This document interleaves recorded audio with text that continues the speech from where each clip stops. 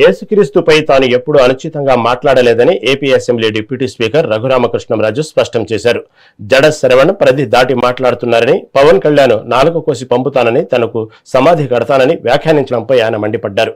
ఈ వ్యాఖ్యలను ప్రభుత్వం సుమోటోగా తీసుకోవాలని, హిందువులు ఎవరైనా జడ శ్రవణ్పై ఫిర్యాదు చేయవచ్చని సూచించారు. సునీల్ కుమార్ పై చర్యలు తీసుకోవాలని 2 ఏళ్ల క్రితమే తమ ఫిర్యాదు చేసినా గత ప్రభుత్వం పట్టించుకోలేదని రఘురామకృష్ణంరాజు ఆరోపించారు. After all, that idiot has got 71 votes. ప్రతిపక్ష నాయకుడా ఎవడతను?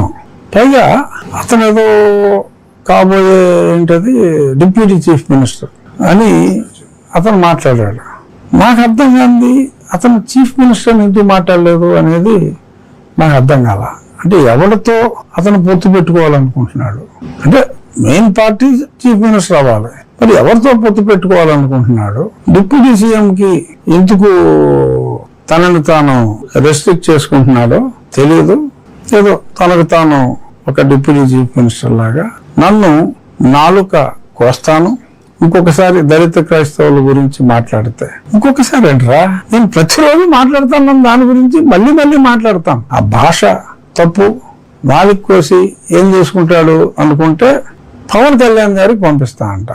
పవన్ కళ్యాణ్ గారు భయపడిపోయి ఆయన కూడా ఈ సనాతనవాదం నుంచి, హిందుత్వం నుంచి భయపడి తెగిన నా నాలుక చూసి ఆయన భయపడి శ్రవణ్ కుమార్ గారు నన్ను క్షమించండి అని చెప్పి అడుగుతారని చెప్పి మరి లిల్లీ అనుకుంటున్నాడా?